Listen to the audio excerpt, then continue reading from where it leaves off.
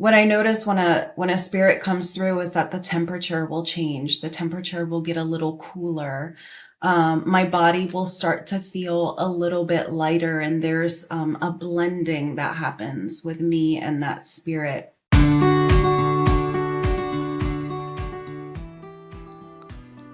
Welcome to the Spirits Beside Us podcast. I'm your host, Chris Lippincott. I'm an ex-Wall Street analyst turned international medium, spiritual teacher, and best-selling author. Each week we'll dive into the fascinating and uplifting arena of the non-physical world to help you deepen your understanding and spiritual connection to the unseen realm. We'll also share a behind-the-scenes look with others who've done the same and speak with experts in the field about their experiences. Pull up a seat and let's dive into these perspective-changing conversations.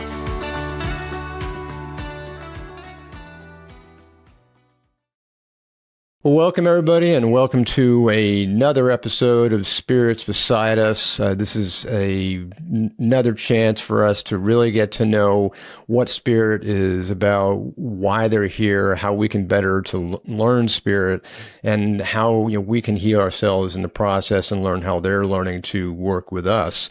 And today I've got a really special guest who seems to fit squarely in that drive. Eva Brooks is a naturally gifted and talented medical intuitive. She's a psychic medium, a Reiki master, a spiritualist minister. So she's got all of these abilities, all these talents that really seem to fit perfectly just on the topics we're talking about today, because she's committed her life to being a healer, both of the mind, the body, as well as the soul, by using all of her abilities and her experiences and the way that she's developed to ultimately try to heal other people. So with that, Eva, I welcome you to the show. Good morning. Thank you so much for this opportunity. I appreciate being on. Yeah.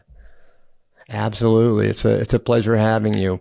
So what I always love to find out is, today you're a medical intuitive, a psychic medium, a Reiki master, a spiritualist minister, but that's not how you started as a child. So what was your childhood like?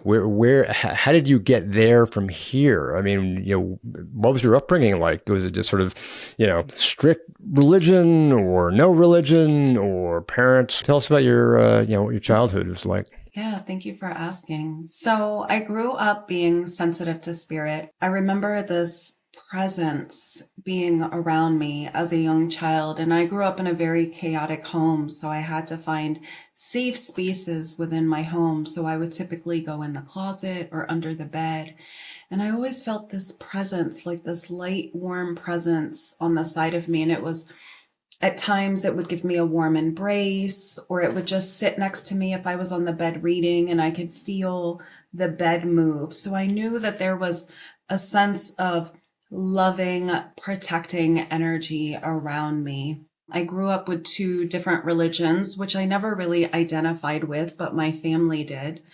And so I always had my own belief system. And as I continued to grow and get older and communicate more with these spirits and entities, I realized that it wasn't just for me. It wasn't a protection for me, that spirits are all around us all the time.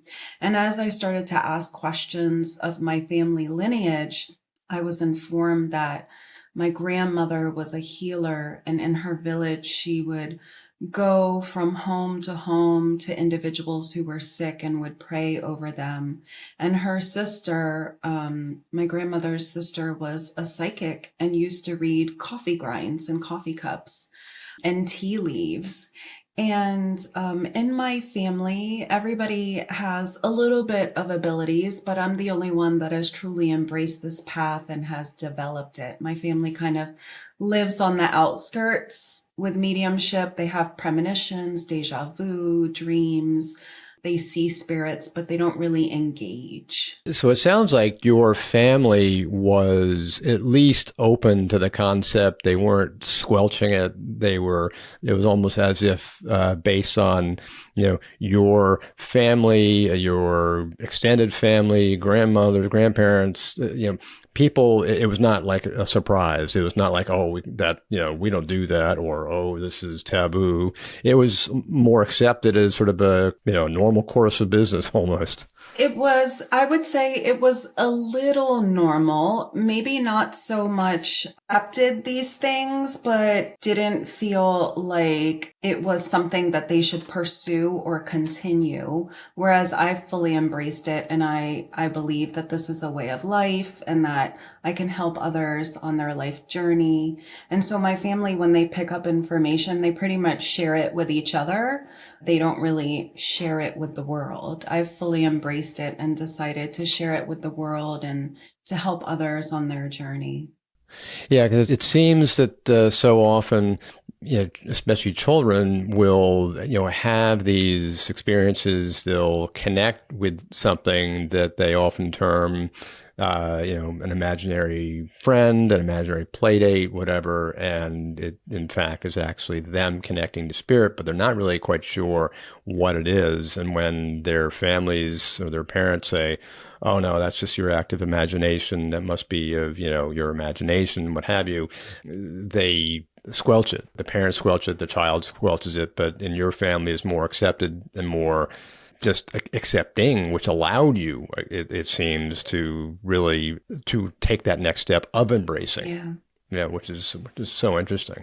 That's what I love, hearing about people's just allowing ourselves to open up, because so many people, when they're in that state, they're like, oh well, I can't, I've got to follow what everybody else is telling me, or what I've heard, or what my tradition has been. Yeah. And I just felt that it was important to not only embrace this lifestyle for myself because it brought me so much peace. And like I said, I grew up being connected and hearing and feeling spirit. And so I always thought of spirit and spirituality as a safe space.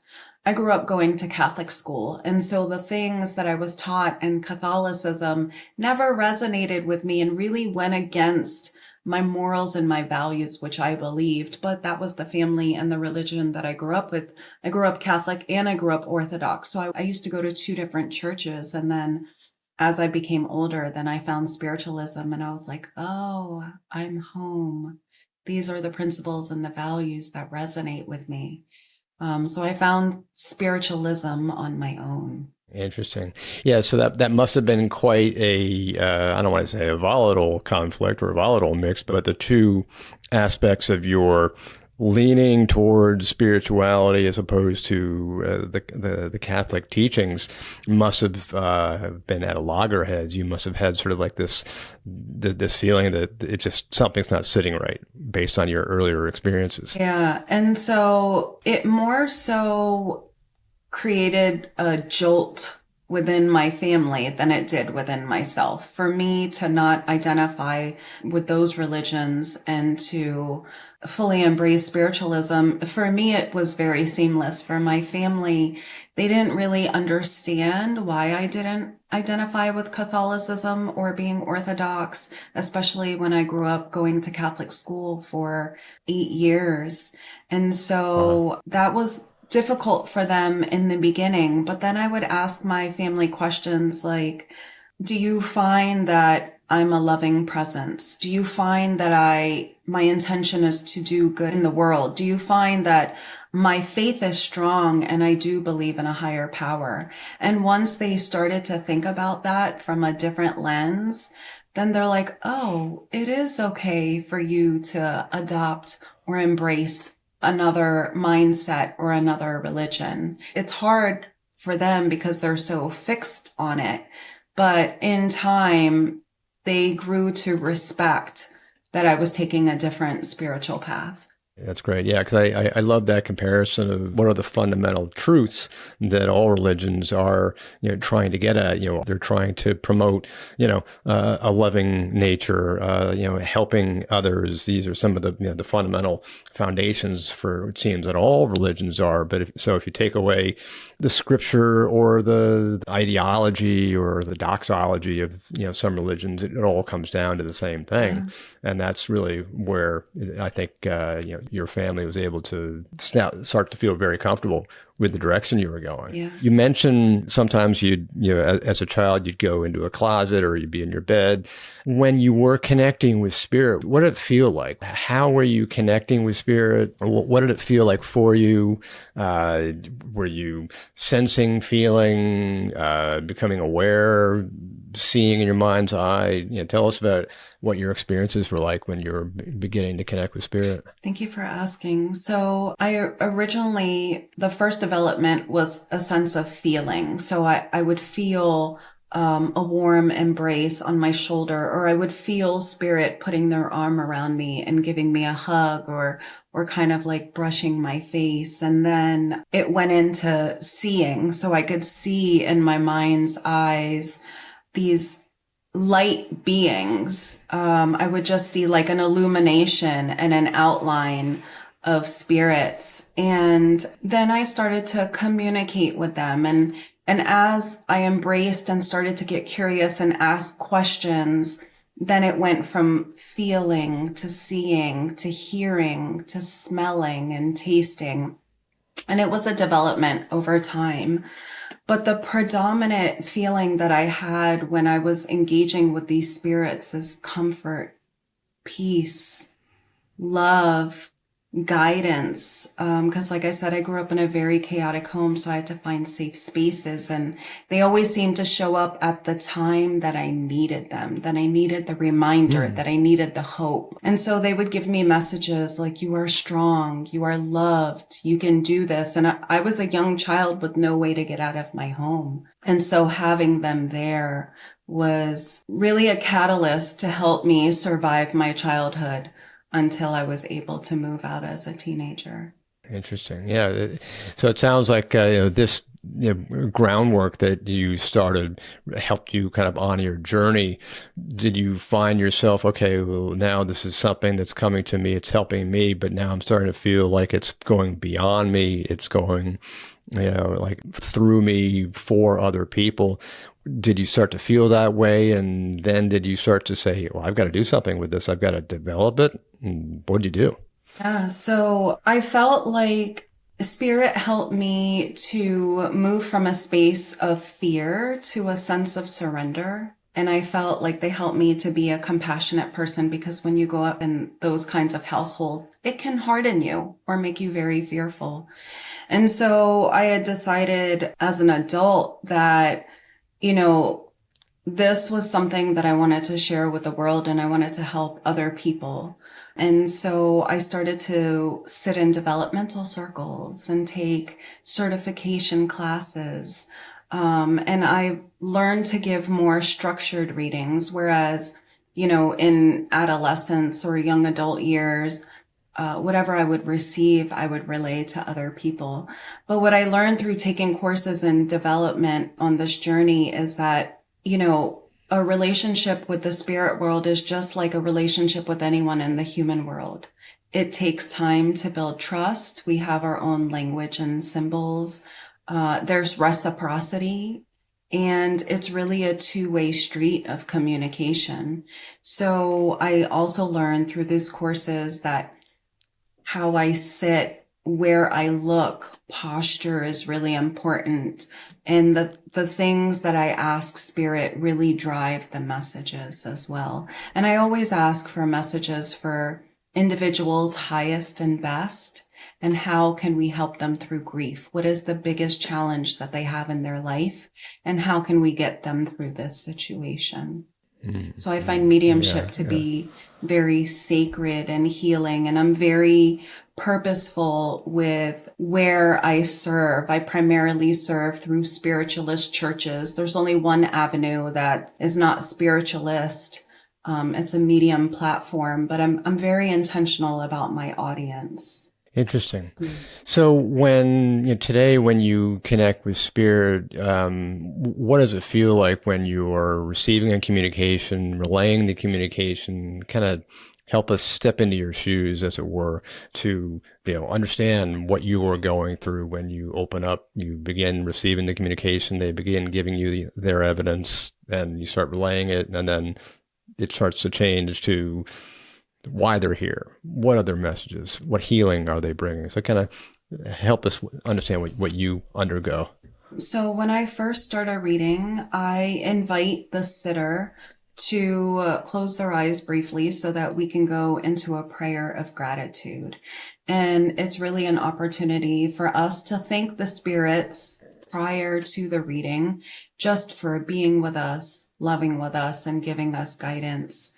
And so after the prayer, I typically will tell the sitter, you'll see me have my eyes closed so that I can connect and communicate, or you'll see me looking off to the side, and I get a lot of images, almost like movies, on the right hand side. And so it's almost like I can step into that movie. It's a very unique experience, very sacred. And what I notice when a spirit comes through is that the temperature will change. The temperature will get a little cooler.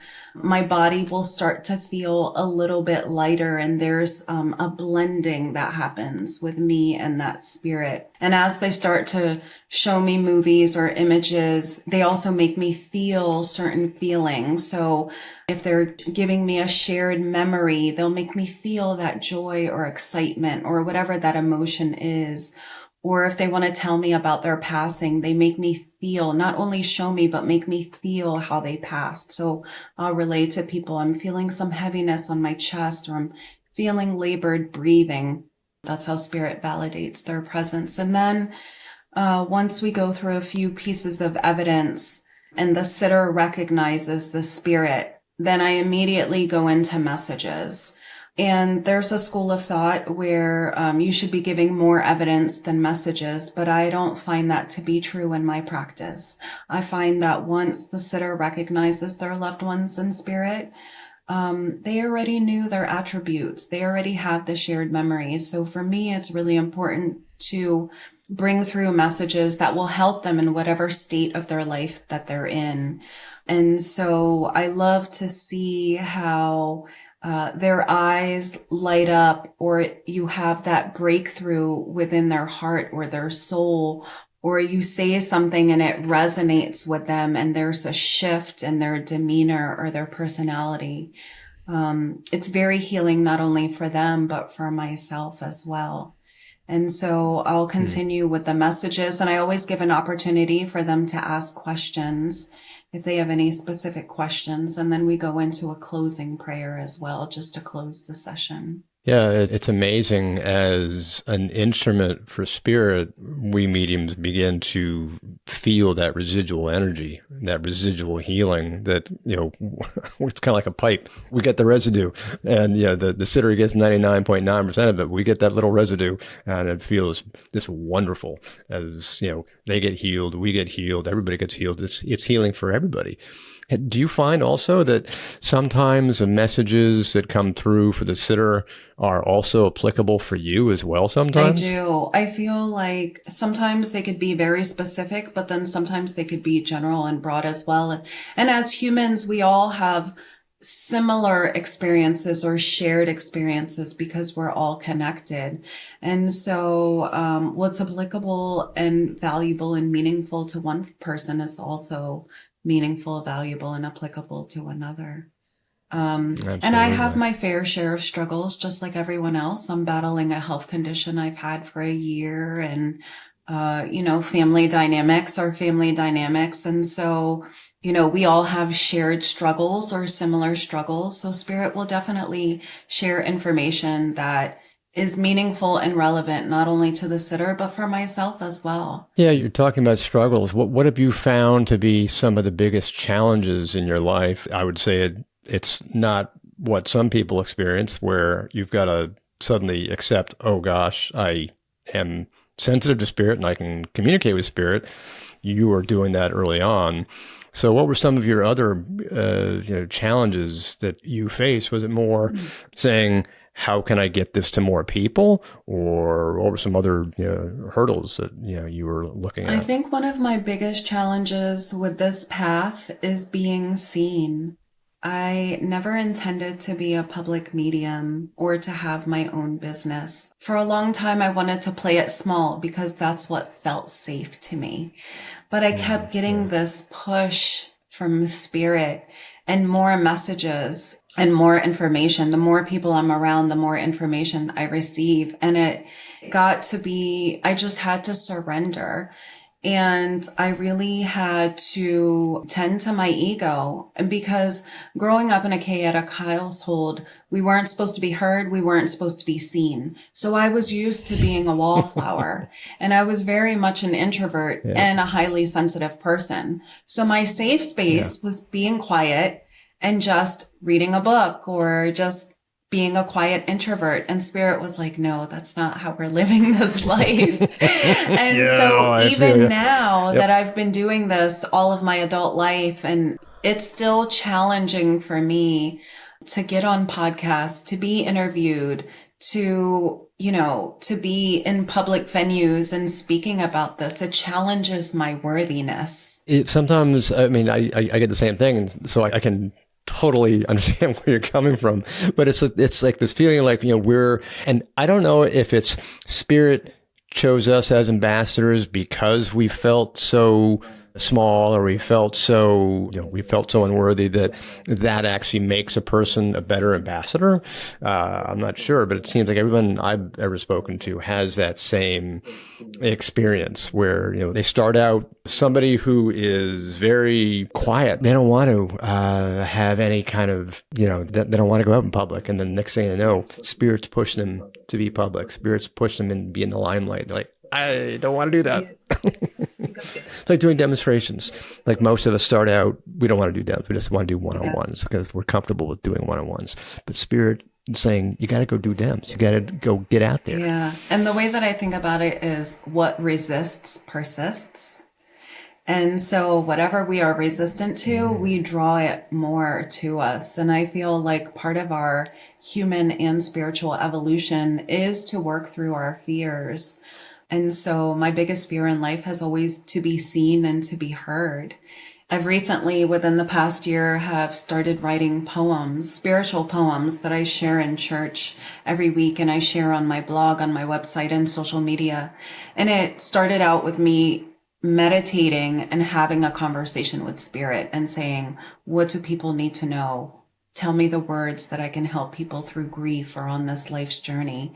So I started writing poems and then it morphed into me sharing them in church which is streamed live on social media. And then I started recording videos. And so I see that spirit has these ways of constantly challenging me and having me push through fear and pulling me onto this path. And it's all to help other people. Everything that I do is to help other individuals on their path. How can I provide inspiring words from spirit? How can I help people through grief? How can I help them through loss? Right. And so I have to remind myself that being heard and being seen isn't about me. It's about sharing what I receive from my higher power and my spirit team to help other people. Interesting. So how did you get to be a spiritualist minister? How did you take that next step? I just have felt very called over the past few years to serve more. And I feel like we don't talk enough about grief in this life. And there are so many ways that we experience grief, anticipatory grief before something happens, or major losses in our life, or small losses like career changes, or if we develop health ailments. And so I decided that I wanted to be a hospice minister and I wanted to help people transition to the next world peacefully, but then also help their families come to a point of understanding and acceptance and to provide pastoral care. So that was really my drive to be a spiritualist minister. I desire to be a hospice minister. And so I will be ordained next weekend.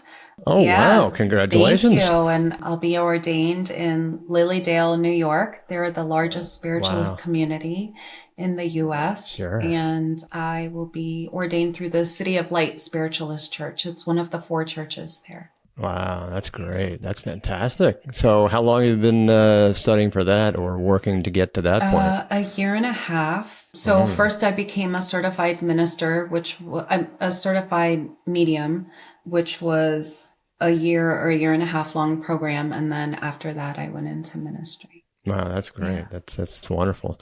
So now you'll be able to, work with families. You'll be able to work with individuals who are in hospice. You're able to really kind of help that healing modality really, work with your healing modality, I guess, in a complete way. It's not just offering the healing from spirit, but you'll be able to minister to those people in your own healing modality as well. Yeah. As well as, other things, opportunities to speak at different Sure. churches and can Well, that's right. perform You'll be, weddings and funerals and things like that. But my drive is really to work with those who are transitioning to the next world and to support their families. of course.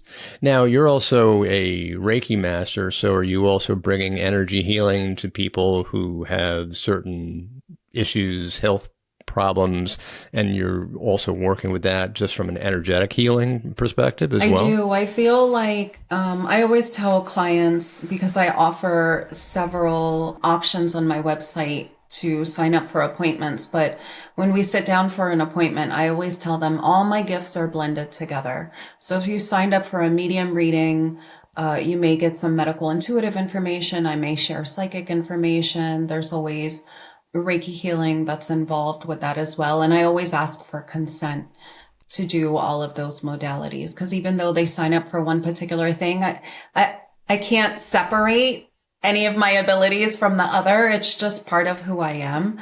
And I always Right. tell them, we may want to hear certain things or to experience certain things during a particular appointment or reading, but it's also important to be open to hearing what spirit wants to tell us too, because sometimes what we want to know is not as important as what we need to know. To We may know, want to go yes. in finding out about finance and career, but spirit may be saying, I really need to let you know about this health ailment that you're dealing with, or about this one particular problem. Yeah, that's so true. It's like every time I'll be working with a client, I always say it's very much like, the Rolling Stones. You can't always get what you want, but you'll get what you need. Yeah. And I find during Reiki appointments, when I'm performing Reiki on individuals, I will get a lot of psychic and medium messages.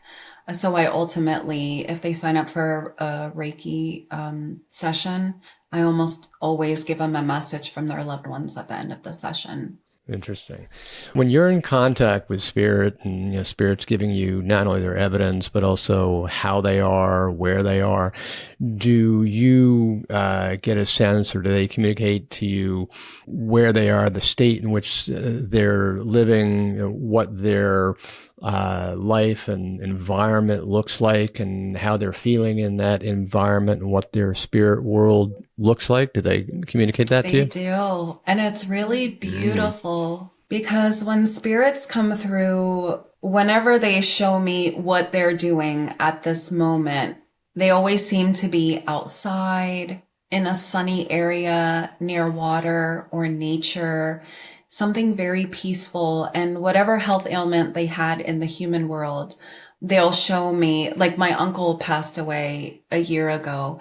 And after he passed, I would say a month later, he came to me and he showed me his leg and he was like, look, and he started like doing this little dance and he was like, see, tell your mom I'm fine. Tell my wife I'm fine. Yes. So they're always very happy, very joyous. they come through and they tell me that they're helping multiple people. And we like to think of God as being omnipresent, or a higher power as being omnipresent, but our loved ones in spirit are really omnipresent too. They can help more than one person at one time and give guidance to more than one person at one time.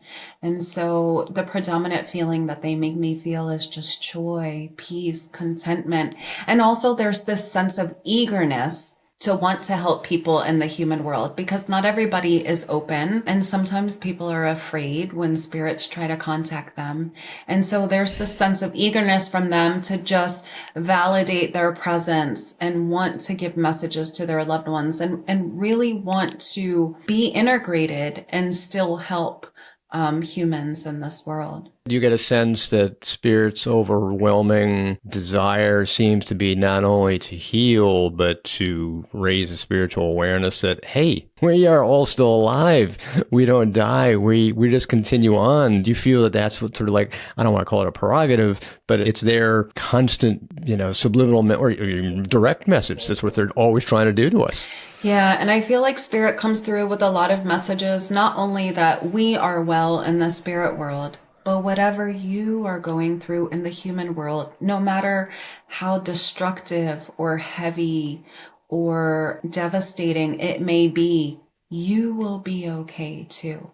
And they come through with these reminders that sometimes things have to fall apart for better things to come together. Sometimes the path that we think that we need to be on, that we're so committed to being on, really isn't going to do us justice. So they help us change paths and we become resistant.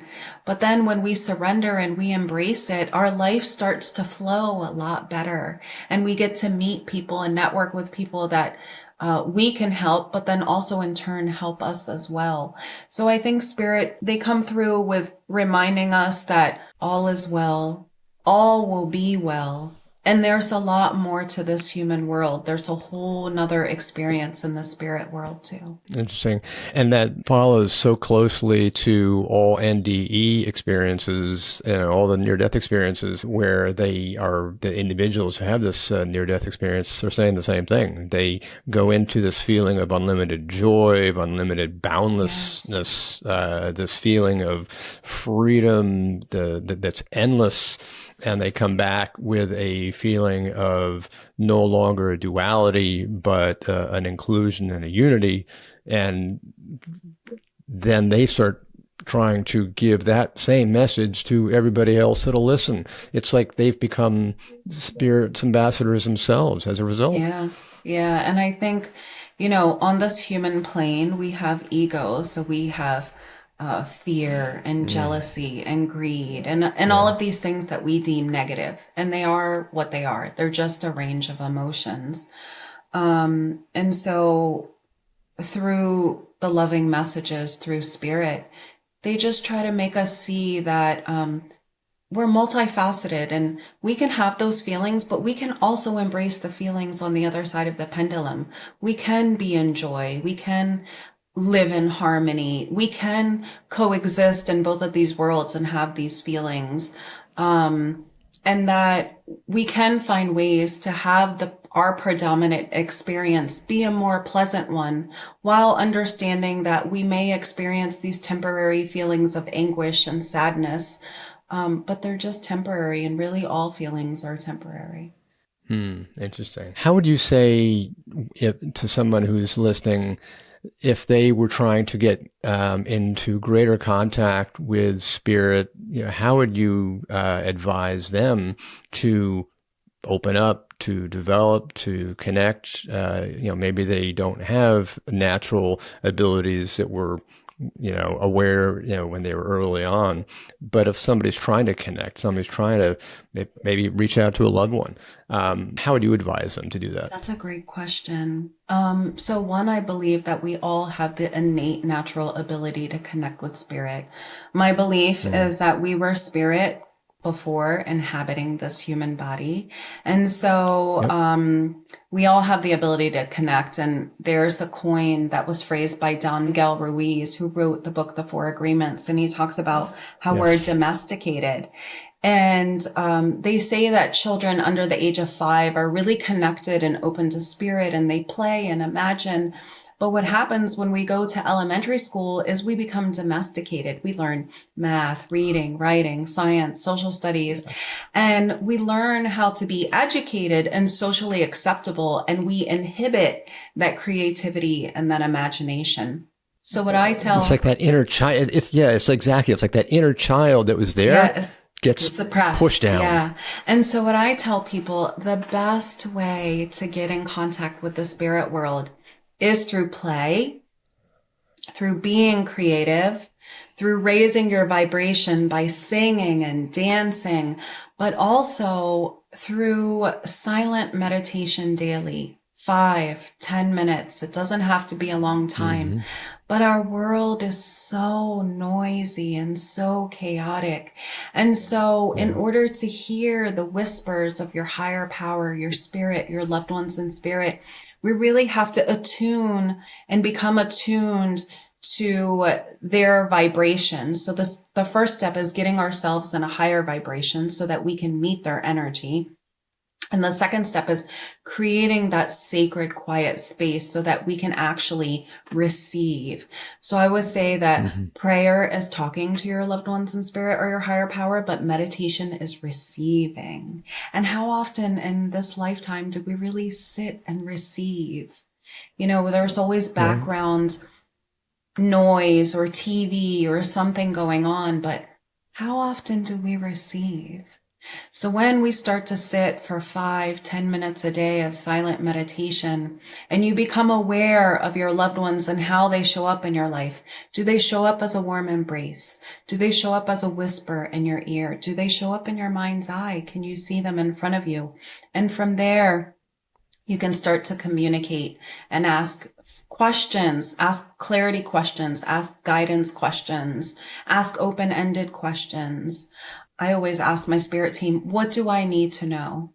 What do I need to Mm-hmm. know? Because I feel like if I ask a very specific question, I may miss what I really need to know that day. So every morning I Yeah. say, you know, I have 12 loved ones in spirit. And so I call them out by name plus my spirit team. And I say, thank you for being with me, guiding me and loving me today and every day. Please tell me what I need to know today.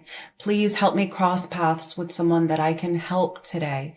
Please give me the words to help shift humanity's consciousness. Please help me get someone into a better space today.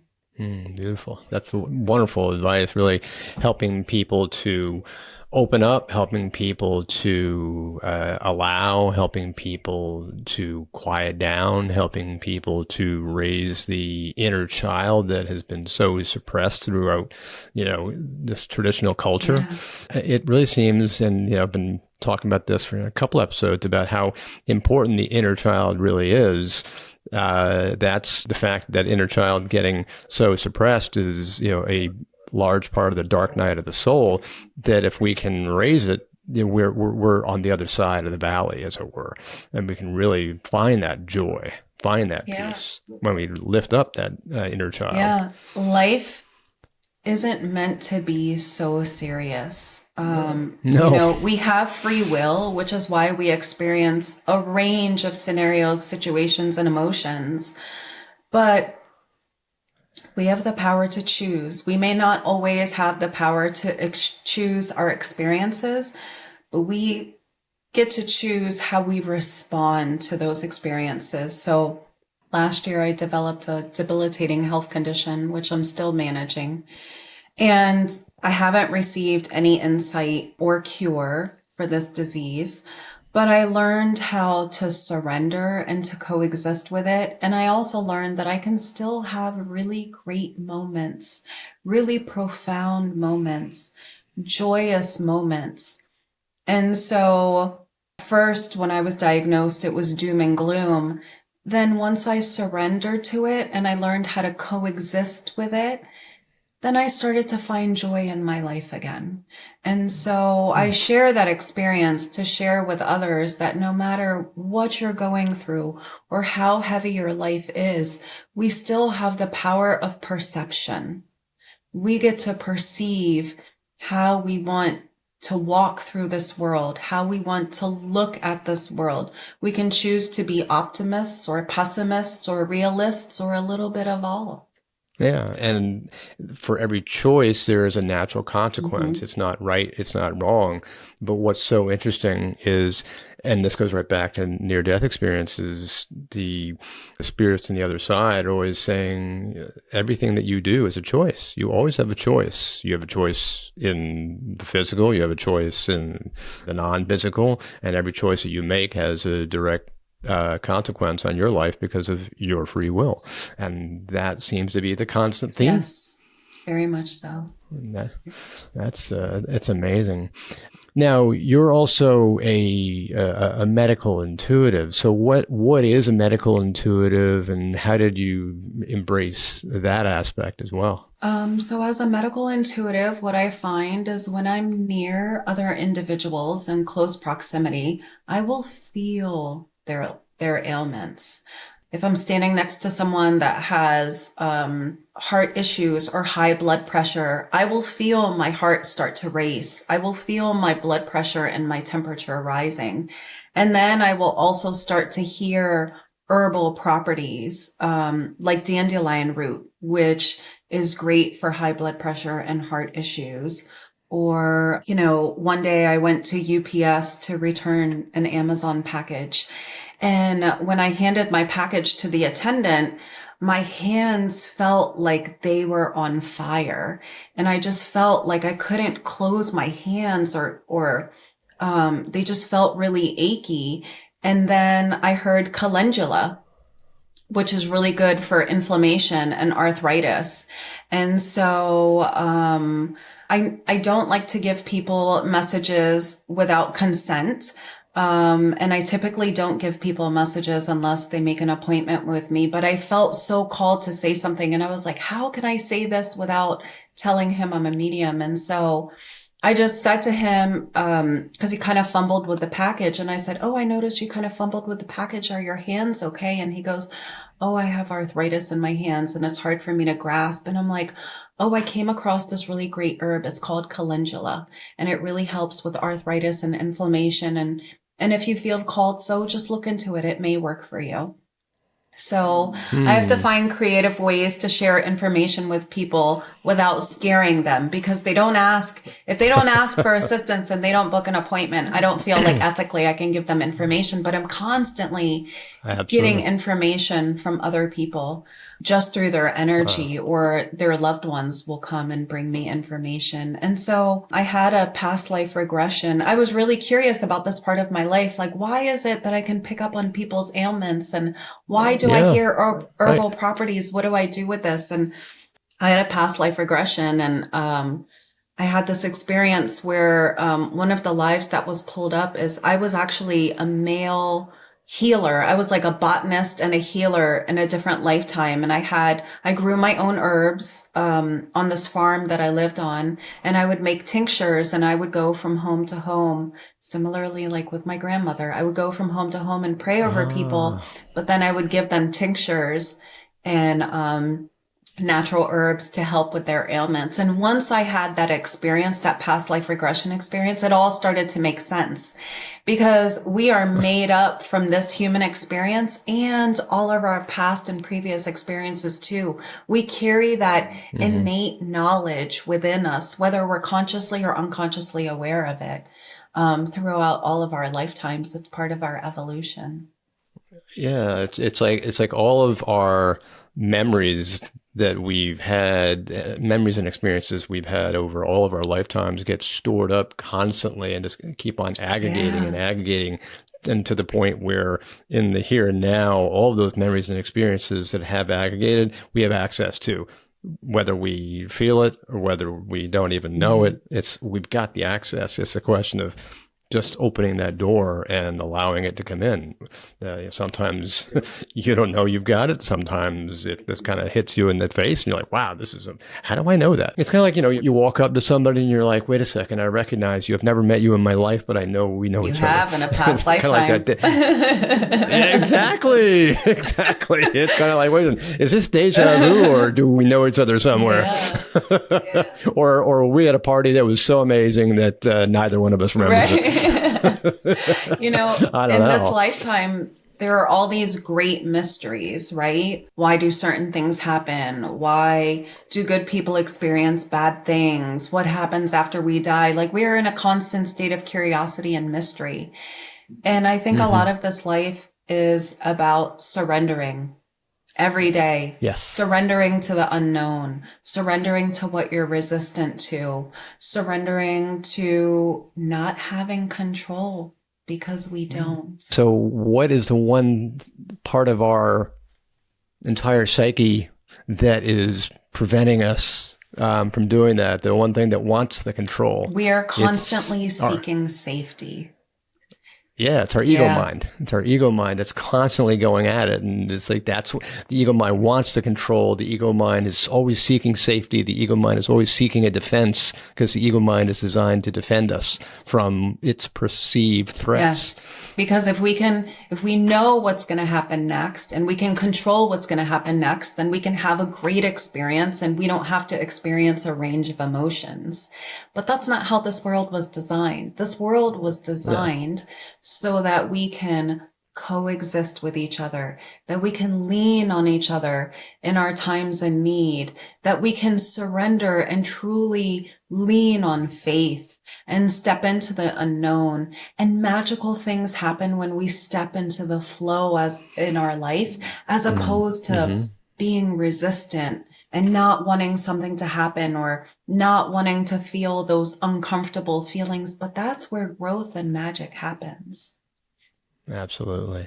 You've mentioned surrender several times, surrender to connecting to spirit, surrender to your experiences in the physical, which makes me begin to think very quickly about the whole topic of surrender. Because quite often I'm asked, well, sometimes I think I'm in contact with my spirit team or my guides or my loved ones, but my ego mind says, no, that's just your imagination. And so the common question becomes, how do I differentiate between my ego mind and my imagination versus what I'm experiencing, my spirit team, spirit guides?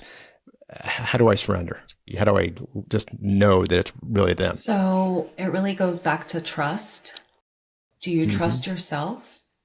Do you trust what you receive? And do you trust your loved ones in spirit and your spirit team? Do you trust that there is greater information than what you could conjure up in your mind?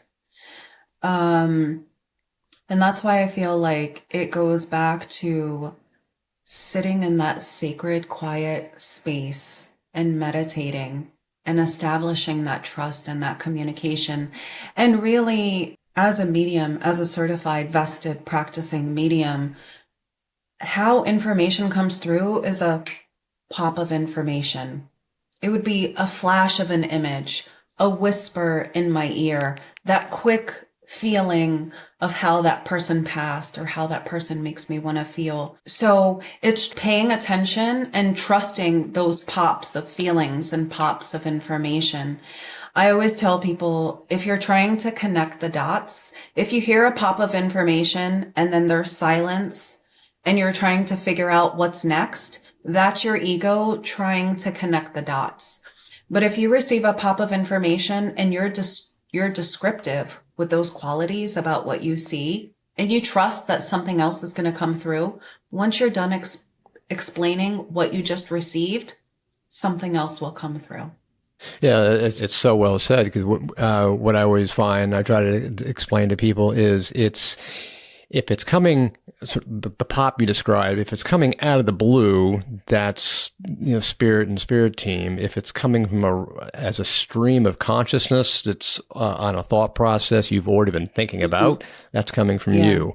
So that's kind of the way I try to explain it. And it seems like it was exactly the same thing you were talking about, that pop, that drop of information that's coming out of nowhere. You're like, well, how do I know that? Why do I know that? It's suddenly there. Yeah.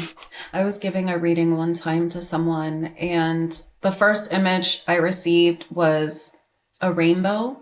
And the rainbow, there was rain coming from the rainbow, but the rain was Skittles, the Skittles candy. And it made no sense to me whatsoever. A rainbow, raining rainbow Skittles. I was like, what is this? How do I relate this? And I give what I get.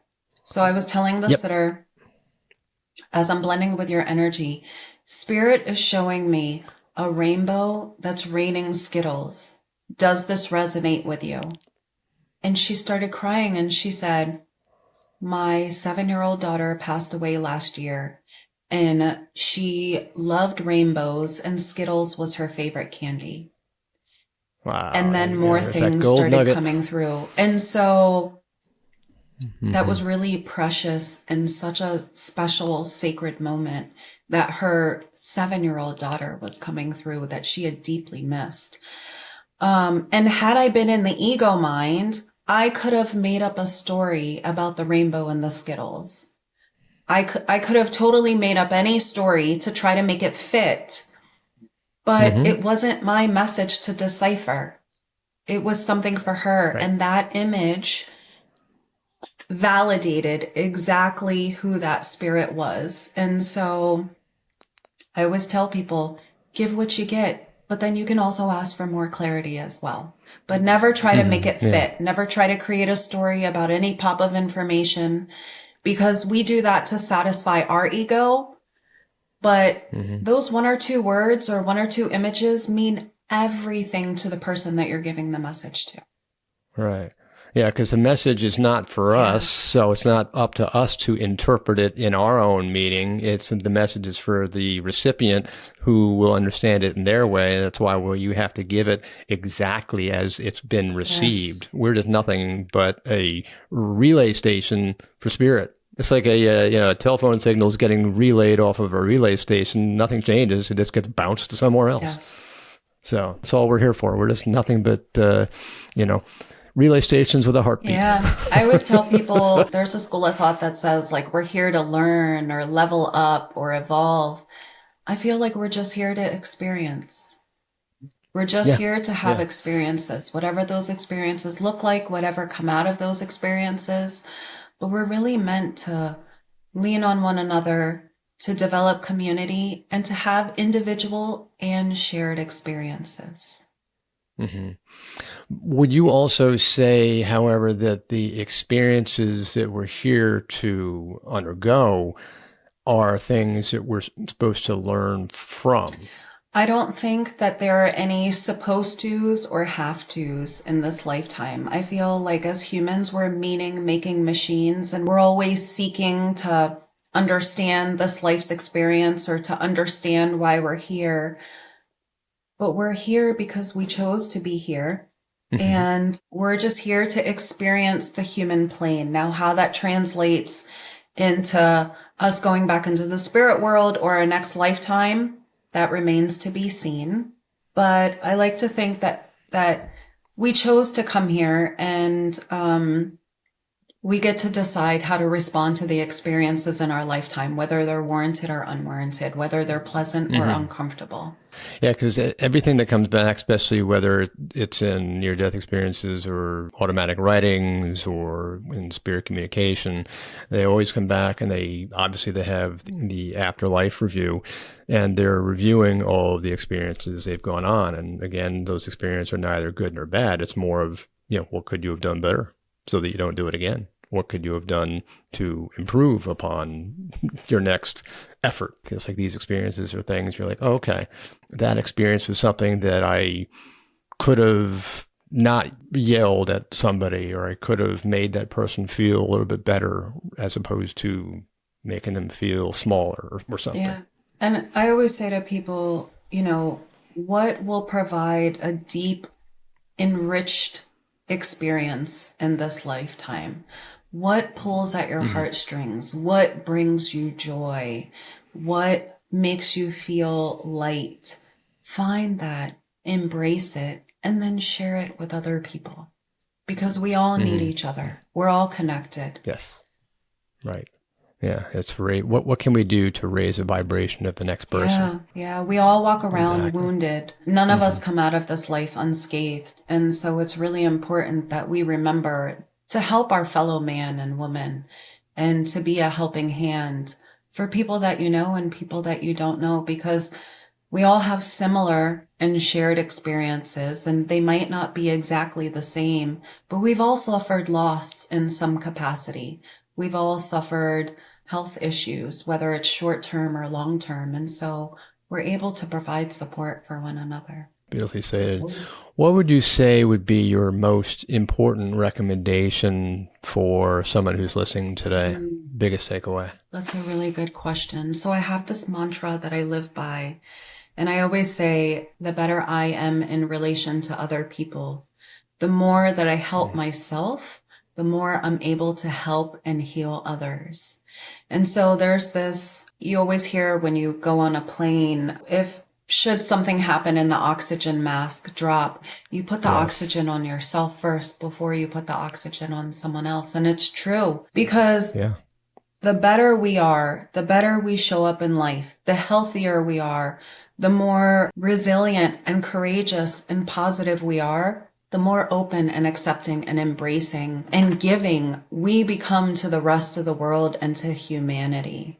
So if there's anything Mm. that you take away from this podcast, take care of yourselves. Have good spiritual hygiene, emotional hygiene, take care of your physical body. It really determines the quality of your life, and the better quality of life that you live, the better position you're in to help other people. And so Mm. I feel like that's the Beautiful. most important. Beautifully stated. It's all almost coming back to joy. Find your joy, and you can give the joy to those around you. Be the lighthouse, to yourself, and you can light the way for others as well. Yeah, this is how we heal the Well, world. beautiful. That's it. One person at a time. You first. Exactly. Exactly. Oh, that's beautiful. Well, wonderful. Eva, thank you so much for being on the show today. Really enjoyed speaking with you and learning so much about you and about your life experiences and all the things you were teaching us today. It was wonderful having you It on. was a pleasure. Thank you. Well, thank you everybody for tuning in to another episode of Spirits Beside Us. Hope you liked our episode with Eva today. If you like the show, definitely rate and review. Let us know your thoughts. And if there are any topics or ideas or people you'd like to hear from or about, certainly drop us a line and let us know. And all the information about Eva and her background and her contact information will be in the show notes, so you can reach out to her and learn about her from the show notes. You can get in contact with the show notes on www.spiritualist.com. And with that, I look forward to seeing you next Wednesday, same time and place. And until then, I will see you then. This is Chris Lippincott saying you love and light, and I will see you next Wednesday. Bye for now. I hope you enjoyed this episode of Spirits Beside Us. Make sure you head over to the show notes for all the links and information on this week's episode. You can check it out at spiritsbesideus.com. If you love this episode as much as I did, head over to rate and subscribe so you never miss an episode. Also, if you're looking for a community of spiritual seekers like yourself, make sure you join my Facebook page, Spirits Beside Us Podcast on Facebook. This is Chris signing off, sending you love and light. I can't wait to connect with you again on Wednesday.